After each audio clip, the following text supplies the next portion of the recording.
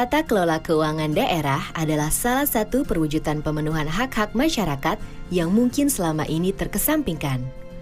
Hak-hak untuk mendapatkan pelayanan kesehatan yang baik, hak-hak untuk mendapatkan pendidikan yang cukup, serta hak-hak untuk meningkatkan taraf hidup yang wajar.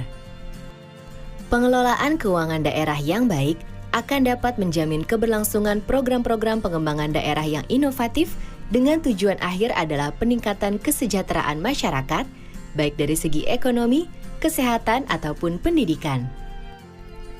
Tata kelola keuangan daerah yang baik akan selalu mempertimbangkan prinsip keterbukaan, transparansi, dan akuntabilitas, di mana semua proses pengelolaan keuangan akan melalui tahap-tahap yang dapat dimonitor dan diawasi oleh masyarakat dan dapat dipertanggungjawabkan dengan semestinya, sehingga akan dapat membantu menutup pintu-pintu atau berbagai celah kemungkinan kebocoran anggaran. Yang dimaksud dengan pengelolaan keuangan daerah, seperti yang telah ditetapkan dalam Peraturan Pemerintah Republik Indonesia Nomor 58 Tahun 2005 tentang pengelolaan keuangan daerah, adalah keseluruhan kegiatan yang meliputi perencanaan, pelaksanaan, penatausahaan, pelaporan, pertanggungjawaban, dan pengawasan pengelolaan keuangan daerah. Tata kelola keuangan daerah yang baik harus bisa memastikan seluruh kegiatan ini berlangsung dengan baik dan melalui proses yang bersih, transparan, dan akuntabel. Oke guys, kali ini kita akan mempelajari akuntansi SKPD dan PPKD. Jadi sebelumnya akuntansi SKPD dan PPKD ini apa sih? Nah, SKPD dan PPKD ini merupakan prosedur pelaporan keuangan yang didasari oleh standar akuntansi pemerintah. Dari beberapa satuan kerja pemerintah atau entitas akuntansi di suatu daerah, ada satuan kerja yang ditunjuk sebagai bendahara umum daerah. Hal inilah yang menyebabkan sistem akuntansi pemerintah dibagi menjadi subsistem SKPD dan subsistem PPKD. Jadi kalau di daerah itu kan kantor-kantornya banyak tuh guys ya, nggak cuma satu gitu ya. Pemerintah pusat itu mengalokasikan kasnya itu nggak langsung ke masing-masing kantor gitu ya, melainkan dia itu kayak mengamanahkan satu kantor untuk menjadi pengelola kas di daerah tersebut gitu. Nah, kantor inilah yang nanti disebut sebagai bendahara umum daerah yang menganut subsistem PPKD.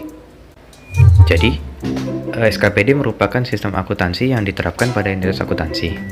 PPKD merupakan sistem akuntansi yang diterapkan pada bendahara umum daerah. Bagi entitas yang ditunjuk sebagai BUD, maka satker tersebut bertanggung jawab dalam mengelola kas daerah yang disebar ke beberapa entitas akuntansi lainnya. Gitu ya guys. Lanjut kita ke penyusunan laporan keuangan SKPD. Nah, kalau di akuntansi itu kan ada yang namanya laporan laba rugi ya guys ya. Kalau di akuntansi pemerintah itu dibagi dua. Yang satu laporan realisasi anggaran, yang kedua laporan operasional. Bedanya apa? Nah, kalau laporan realisasi anggaran ini dia itu pakai basisnya basis kas. Kalau laporan operasional dia itu basisnya akrual gitu. Jadi nggak semua akun yang ada di laporan operasional itu ada di laporan realisasi anggaran. Oke, kita cek. LRA adalah laporan yang menyajikan informasi realisasi pendapatan LRA, belanja, transfer, surplus defisit, dan pembiayaan dalam satu periode dibandingkan dengan estimasi pagu anggaran di awal periode. Wah, definisinya agak sulit ya. Oke, kita lihat aja LRA itu. Nah, laporan realisasi anggaran ini dibagi formatnya itu menjadi dua. Yang pertama ada APBD, format APBD. Yang kedua ada format SAP, standar akuntansi pemerintah. Nah, ini yang APBD guys. Jadi kalau di APBD ini dia di bagian belanjanya itu ada belanja langsung dan belanja tidak langsung. Terus di pendapatannya ada pendapatan dan perimbangan.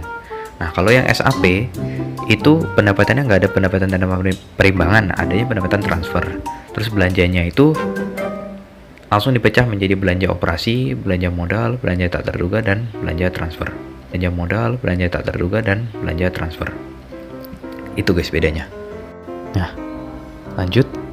Laporan operasional adalah laporan keuangan yang menyajikan informasi mengenai pendapatan LO, beban, surplus defisit sebelum pos luar biasa, pos luar biasa, dan surplus defisit LO dalam satu periode. Jadi nanti kalau di akuntansi pemerintah tuh dibagi ya guys ya, LRA sama LO itu kan akunnya ada yang sama-sama tuh, pendapatan, beban gitu-gitu. Jadi nanti kalau misalnya pendapatan gitu, nanti kalau misalnya yang laporan operasional itu pendapatan tulis pendapatan LO. Kalau misalnya yang LRA ditulis pendapatannya LRA. Jadi kita biar bisa dipisahin gitu ya, nggak kegabung. Nah, ini format laporan operasional. Wah, typo ini gimana sih? Jadi ini harusnya format ya guys, bukan formal. Nah, ini format laporan operasional, ada pendapatan, belanja, surplus defisit. Surplus defisit itu kayak ini ya, income atau loss, untung atau rugi gitu. Nah, ini surplus kegiatan dari surplus defisit dari kegiatan non operasional, pos luar biasa, baru surplus defisit LO. Oke, itu aja guys. Terima kasih. Assalamualaikum warahmatullahi wabarakatuh.